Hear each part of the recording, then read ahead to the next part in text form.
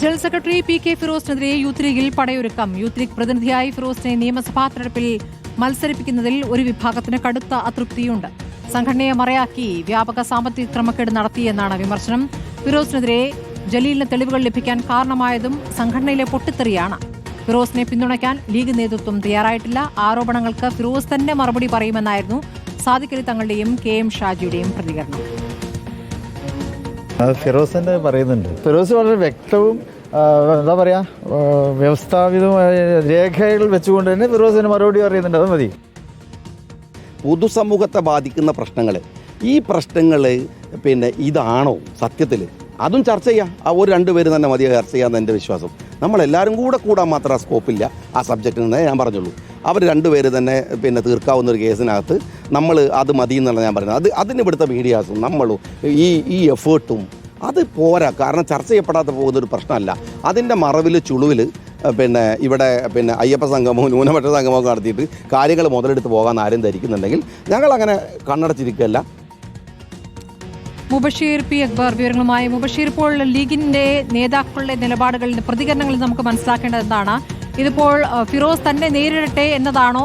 യഥാർത്ഥത്തിൽ ജലീലിന് മറുപടി പറയാൻ ഇപ്പോൾ മുതിർന്ന നേതാക്കളൊന്നും പോകേണ്ടതില്ല, അത്ര വലിപ്പം ജലീലിനില്ല എന്നൊരു മുതിർന്ന നേതാവ് ഞാൻ ഇക്കാര്യത്തിൽ സംശയം ചോദിച്ചപ്പോൾ എന്നോട് പറഞ്ഞിട്ടുണ്ട്. ഇനിയിപ്പോൾ ആ നിലപാട് കൊണ്ടാണോ അതിൽ പ്രതികരിക്കേണ്ടതില്ല, ഫിറോസ് കൈകാര്യം ചെയ്യട്ടെ, അത്രയേ ഉള്ളൂ ജലീൽ എന്ന രീതിയിൽ അതിനെ വില കുറയ്ക്കുകയാണോ? എന്താണ് മനസ്സിലാക്കാനാവുന്നത്?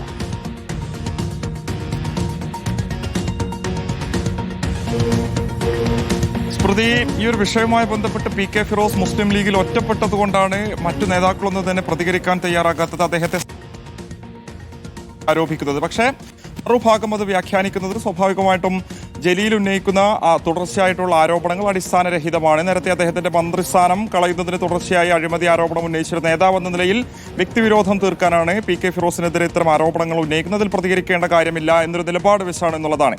എന്തായാലും ഇക്കാര്യത്തിൽ മറ്റു നേതാക്കളൊന്നും തന്നെ പി.കെ. ഫിറോസുമായി ബന്ധപ്പെട്ട വിഷയത്തിൽ ഇതുവരെ പ്രതികരിക്കാൻ തയ്യാറായിട്ടില്ല. സാദിഖ് അലി ശിഹാബ് തങ്ങൾ കഴിഞ്ഞ ദിവസം പറഞ്ഞിരുന്നതിൽ ഫിറോസ് തന്നെ മറുപടി പറഞ്ഞുകൊള്ളും. നിലവിൽ രേഖകൾ സഹിതം തന്നെ അദ്ദേഹം സമർത്ഥിച്ചിട്ടുണ്ട്, കാര്യങ്ങളൊക്കെ തന്നെ വിശദീകരിച്ചിട്ടുണ്ട്. മുതിർന്ന നേതാക്കൾ പ്രതികരിക്കേണ്ട ആവശ്യമില്ലല്ലോ, ഫിറോസ് തന്നെ അത് പ്രതികരിച്ചോളും എന്നുള്ളതാണ്. മുസ്ലിം ലീഗിന്റെ സംസ്ഥാന സെക്രട്ടറിയായുള്ള കെ.എം. ഷാജിയുടെ പ്രതികരണം നോക്കൂ.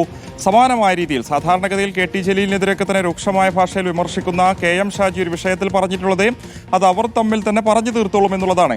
ഇവിടെ അതിലും ഗൗരവമേറിയ നിരവധി വിഷയങ്ങളുണ്ട്. അവയിൽ നിന്നൊക്കെ തന്നെ വഴിതിരിച്ചുവിടാൻ മാധ്യമങ്ങളും അതിന് അത്രയധികം ശ്രദ്ധ കൊടുക്കേണ്ട ആവശ്യമില്ല. അവർ തമ്മിലുള്ളൊരു പ്രശ്നമാണ്, അവർ തന്നെ പരിഹരിച്ചോട്ടെ, പറഞ്ഞോട്ടെ എന്നുള്ളതാണ് കെ.എം. ഷാജിയും പറഞ്ഞു വെക്കുന്നത്. ഒരു ഭാഗത്ത് ജലീലിന്റെ ആരോപണങ്ങളെ പ്രതിരോധിക്കാൻ മുസ്ലിം ലീഗിലെ മറ്റു നേതാക്കൾ രംഗത്ത് വരാത്തത് പി.കെ. ഫിറോസിനെതിരെ ഗുരുതരമായ സാമ്പത്തിക ക്രമക്കേട് ആ പാർട്ടിക്കുള്ളിൽ തന്നെ നിലനിൽക്കുന്ന ഒരു പശ്ചാത്തലത്തിലാണ്. സ്വാഭാവികമായിട്ട് ഒരു ഭാഗത്ത് മുസ്ലിം ലീഗിലെ ഒരു പൊട്ടിത്തെറിയും ഇതുമായി ബന്ധപ്പെട്ട് പുറത്തു വരുന്നുണ്ട്. നേരത്തെ തന്നെ ഭിന്നത രൂക്ഷമായിരുന്നു. വരാൻ പോകുന്ന നിയമസഭാ തെരഞ്ഞെടുപ്പിലുൾപ്പെടെ പി.കെ. ഫിറോസിനെ സ്ഥാനാർത്ഥി കൊടുക്കാനുള്ള ഒരു സ്ഥാനാർത്ഥിയാക്കാനുള്ള സാധ്യത മുന്നിൽ കണ്ടുകൊണ്ട് മുസ്ലിം യൂത്ത് ലീഗിലെ ഒരു വിഭാഗം നടത്തുന്ന നീക്കങ്ങളാണ് ഇപ്പോൾ കെ.ടി. ജലീലിലൂടെ പുറത്തു വരുന്നത് എന്നുള്ളതാണ് ഇപ്പോൾ പറയുന്നത്. അതായത് യൂത്ത് ലീഗിലെ തന്നെ ഒരു വിഭാഗം കെ.ടി. ജലീലിന് പി.കെ. ഫിറോസിനെതിരായിട്ടുള്ള വിവരങ്ങൾ, തെളിവുകളൊക്കെ തന്നെ കൈമാറുന്നുണ്ട്. നേരത്തെ കെ.ടി. ജലീൽ തന്നെ അത് സമ്മതിച്ചിരുന്നു. തനിക്ക് ഈ ആരോപണങ്ങളുമായി ബന്ധപ്പെട്ട തെളിവുകൾ ലഭിക്കുന്നത് യൂത്ത് ലീഗ് നേതാക്കൾ തന്നെയാണ്. അവരുടെ പേരൊന്നും തന്നെ വെളിപ്പെടുത്താൻ തയ്യാറല്ല. സംഘടനയ്ക്കുള്ളിൽ തന്നെ പി.കെ. ഫിറോസിന്റെ ഈ അനധികൃത സാമ്പത്തിക ഇടപാടുമായി ബന്ധപ്പെട്ട് വലിയ അതൃപ്തി നിലനിൽക്കുന്നുണ്ട്. തനിക്കതിന്റെ തെളിവുകൾ ലഭിച്ചു, തനത് പുറത്തുവിട്ടുകൊണ്ടിരിക്കുന്നു, ഇനിയും അത് തുടരുമെന്നുള്ളതായിരുന്നു കെ.ടി. ജലീൽ പറഞ്ഞിരുന്നത്. എന്തായാലും പി.കെ. ഫിറോസിനെ ഉന്നമിട്ടുകൊണ്ട് യൂത്ത് ലീഗിലെ ഒരു വിഭാഗം നടത്തിയ നീക്കം അത് കെ.ടി. ജലീലിലൂടെ പുറത്തു വരുന്നു എന്നുള്ളതാണ് ഒരു വിഭാഗം വിലയിരുത്തുന്നത്. പി.കെ. കുഞ്ഞാലിക്കുട്ടിയൊന്നും തന്നെ നിലവിൽ വിഷയത്തിൽ പ്രതികരിക്കാൻ തയ്യാറായിട്ടില്ല. ഇന്നിപ്പോൾ നിയമസഭയുടെ സമ്മേളനം നടക്കുന്നത് കൊണ്ട് കെ.ടി. ജലീൽ ഉൾപ്പെടെയുള്ള നേതാക്കൾ അവിടെയാണുള്ളത്. കൂടുതൽ തെളിവുകൾ ഇന്ന് പുറത്തുവിടുമെന്നുള്ളതായിരുന്നു കഴിഞ്ഞ ദിവസം ഫിറോസും ജലീലും പറഞ്ഞിരുന്നത്. എന്തായാലും അത് ഉണ്ടാകുമോ എന്നുള്ളതാണ് കാണേണ്ടത്. ഒരു ഭാഗത്ത് മലയാളം സർവകലാശാലയുമായി ബന്ധപ്പെട്ട ഭൂമി വിവാദം വീണ്ടും ചർച്ചയായിട്ടുണ്ട്. ജലീലിന്റെ കാലത്ത് കമ്മീഷൻ കൈപ്പറ്റി ചതുപ്പ് നിലമായിട്ടുള്ള നിർമ്മാണയോഗ്യമല്ലാത്ത മേഖലയിൽ സർക്കാരിൽ നിന്നും വലിയ തുക കൈപ്പറ്റിക്കൊണ്ട് ഇടപാട് നടത്തിയത് ജലീലാണ് എന്നുള്ളതായിരുന്നു പി.കെ. ഫിറോസ് ആരോപിച്ചിരുന്നത്. മറുഭാഗത്ത് അത് പി.കെ. അബ്ദുറബിന്റെ കാലത്ത് നടന്നതാണ്. 1,70,000 രൂപ ഭൂമിക്ക് കൊടുത്തു എന്നുള്ളത് കെ.ടി. ജലീലും തിരിച്ചാരോപിക്കുന്നു. പി.കെ. അബ്ദുറബൊക്കെ തന്നെ വിഷയത്തിൽ നിലവിൽ പ്രതികരിച്ചിട്ടുണ്ട്. അപ്പോൾ എങ്ങനെയാണ് വരും ദിവസങ്ങളിൽ ഒരു വിഷയം ഇനി ചർച്ചയാവുക? ജലീൽ ഫിറോസ് തർക്കമായി ഏറ്റുമുട്ടലായി മാത്രം മാറുമോ എന്നുള്ളതാണ് കണ്ടറിയേണ്ടത്.